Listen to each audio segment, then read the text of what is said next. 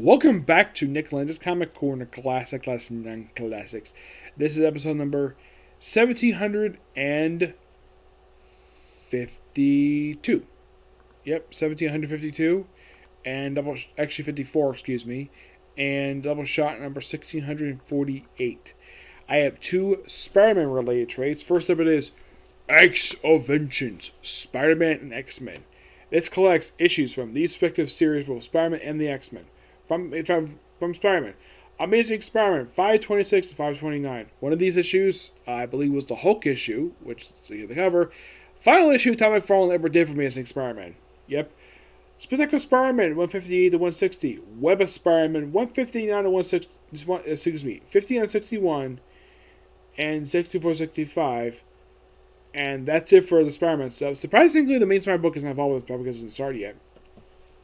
Wolverine, Volume 2, Issues 1920. Alpha Flight, Volume 1, 70 and 80. New Mutants 86, which was actually the debut issue of Rob Liefeld in the book. Uncanny X-Men, 256 to 58, and X Factor 50. Now, who was the writer of the Amazing Spider-Man book at this point? That was Dave Michelini. Jerry Conway does these Spider-Man Web of Spider-Man issues. We also have a writing by James D. Huddle, Archie Goodwin, Louis Simonson, and Chris Claremont. Artwork here is done by Colleen Doran, Sal Buscema, Alex Rick, Eric Larson, Todd McFarlane, Jim Lee, Rob Liefeld, John Kemme, John Byrne, and Terry Shoemaker. Four of these names form Image just a couple years after this. You're curious, though, about the X-Mention stuff. It's simply put, what if the villains, respective of superheroes, swap superheroes? That is literally the purpose of this damn thing. Now, each of these issues basically features having a character who is who is not part of the Rogues Gallery. First up is Amazing Spider-Man 326. This was done by Colleen Doran, and this is basically Spider-Man vs. Graviton, who's an Iron Man villain. Yes. And, I think his name is... it's Dr. Hall, I believe his name is. Yeah, you have Spider-Man basically facing him. And then in Spectacular Spider-Man 158, we have a Fantastic Four villain, the Trapster. Yep, and this whole thing is basically Spider-Man getting cosmic powers.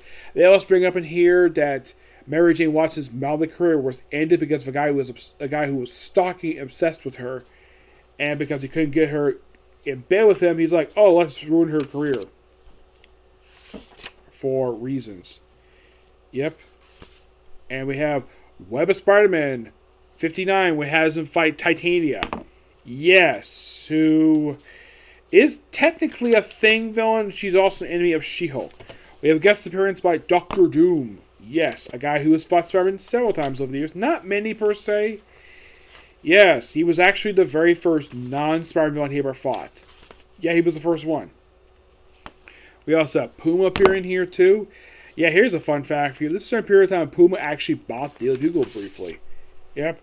And we cut to Amazing Spider-Man 327. We have Sparring versus Magneto, Master of Magnetism. Yep. And fight Magneto.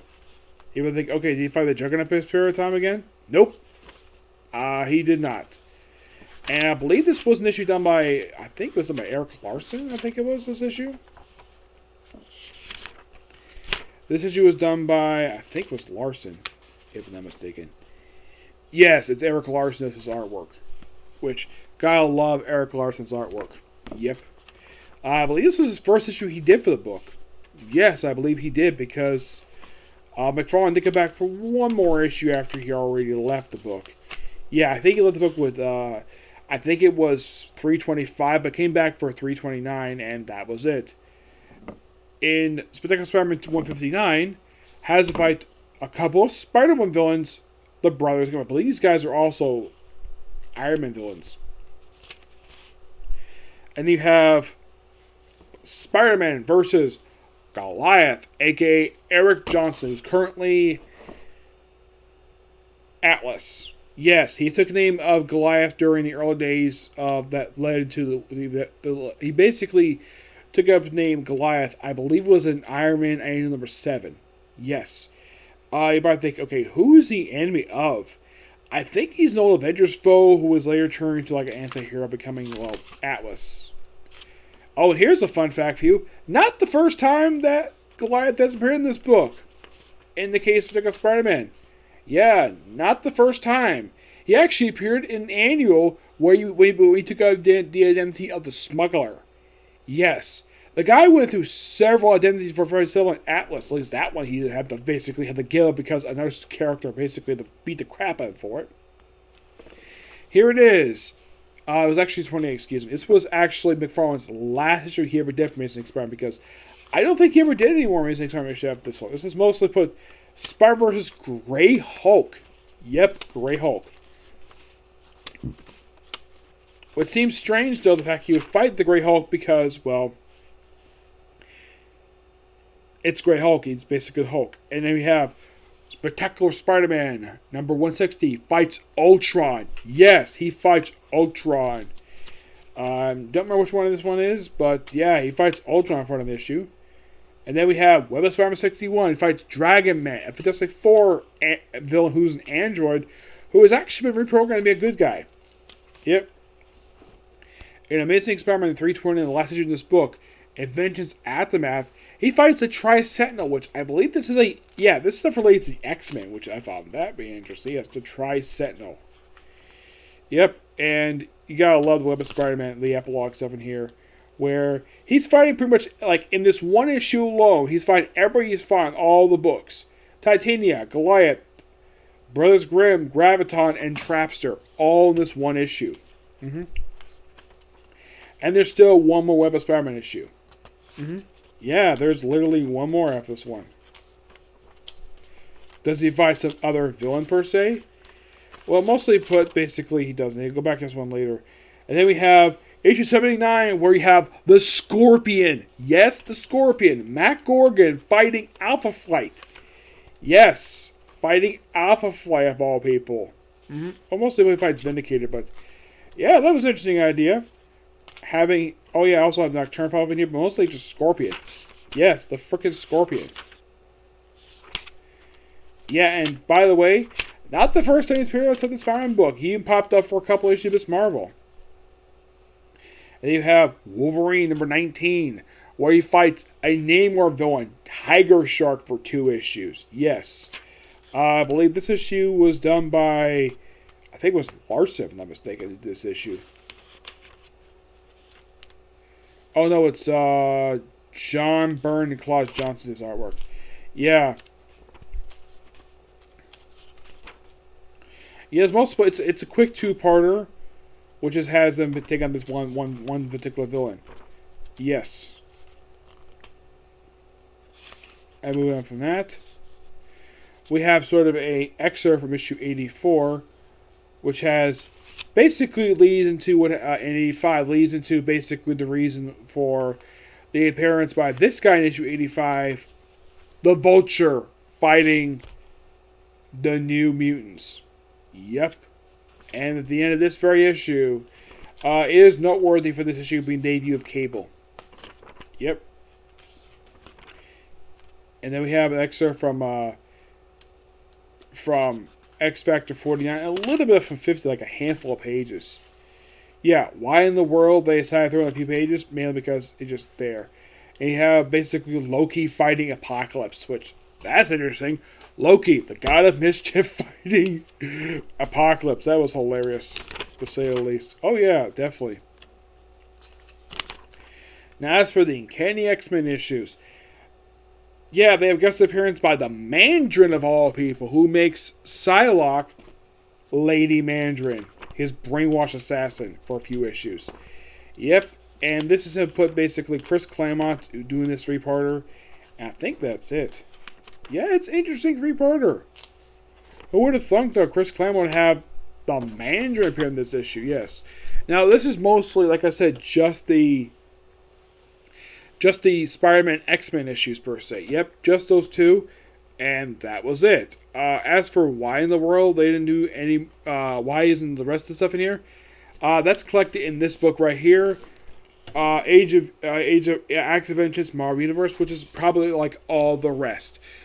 This book is fantastic. I give this book a 10 out of 10. Pure classic Marvel stuff. Next up it is Morbius Preludes and Nightmares, my second Morbius share reviewed.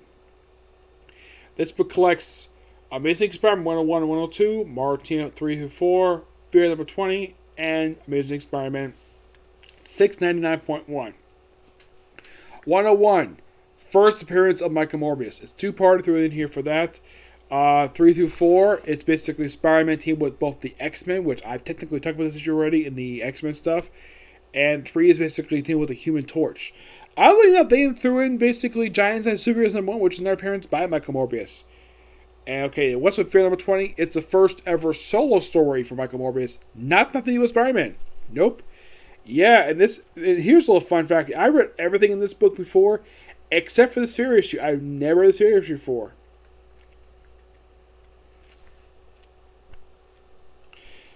Now you're probably thinking, why in the world is that? I have no idea. Yeah, here it is. Issue 20. Here's a fun fact for you. Who was the star for the first 19 issues of this book? Kazar. Yep, Kazar was. And a few of the issues basically had a feature featuring Man-Thing. Yep. And this was technically his first ever solo story. And this is done by Michael Frederick and Paul Gulacy. Yes, Paul Gulacy. Though this was the 70s, his artwork looked drastically different than it was in the 90s. Here's Paul Gulacy drawing Michael Morbius. I'd say he does a pretty good job. And look, here he draws a woman. But he draws her like she's almost like a bot. With abs, which I don't mind that. I've never had a problem with basically woman abs. Yeah. Look at people like Thunder Rosa, she's got abs. Yep. It's a quick little solo story for Morbius. And a victim, it's a child. Ooh. Too bad we can't have the rest of this because you have to read the Morbius black and white stuff. Now, as for this issue right here, I kind of talked about this issue already. Actually, I'm going to talk about this one. This issue, what is this issue, mind you? What is 699.1?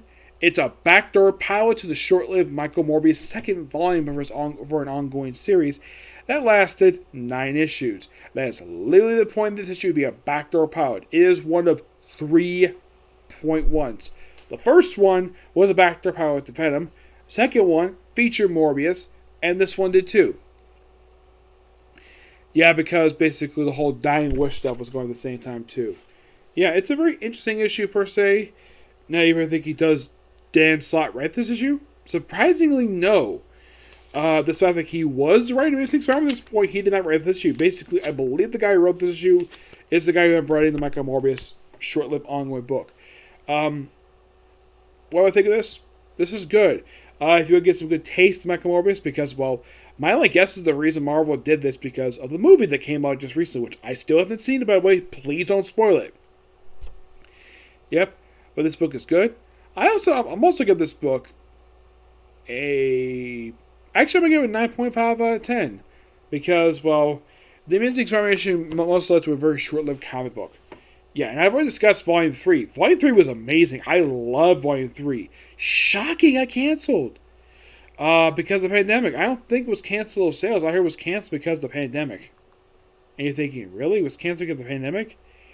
Yeah, seriously, it was. But I do personally love that book. But this is the Michael Morbius book. Not many of these books left for Michael Morbius. No, not really. Oh, excuse me.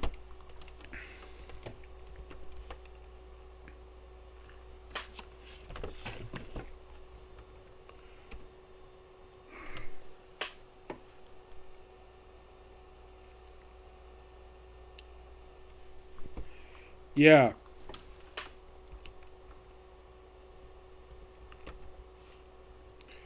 Yeah, the thing with Morbius is that he's been around now for, 41 years. And it took until just this year.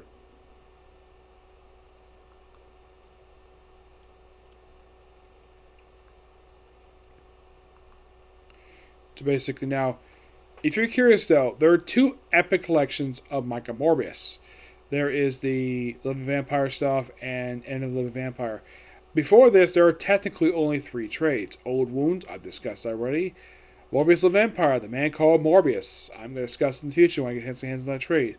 2 epic collections, and there's some black and white stuff, and I think that's it. Yeah, I think that's it.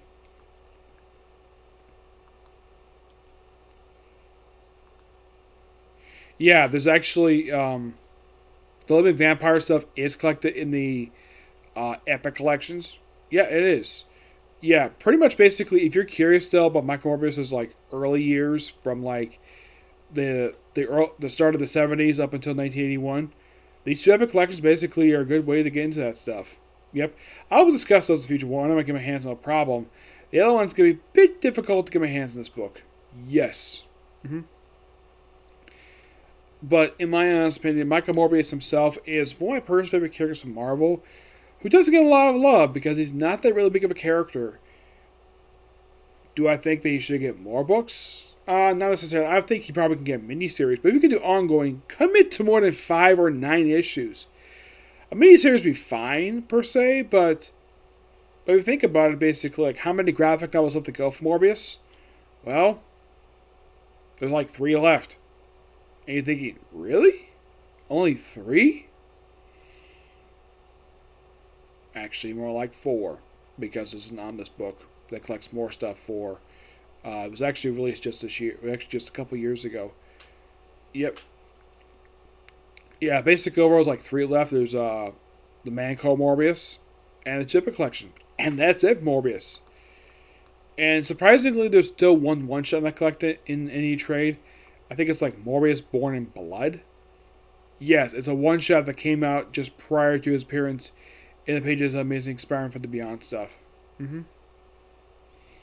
Yes.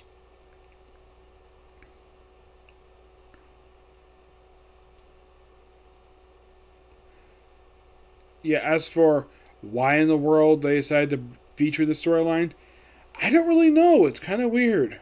Like, you feature Morbius in this odd story arc, per se. But yeah.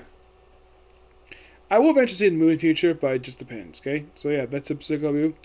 That's going to be it for videos, because I have no more time to do more videos tonight. So tomorrow, if I get time to, well, it won't be a free tomorrow, I know that for sure, because that season wrapped up last week. So, there'll be a couple of videos coming tomorrow that I'm definitely planning on doing, and that's the first episode of Skeleton Knight in Our World and Shaman King, and maybe Comic Corner, okay? Next video. Bye.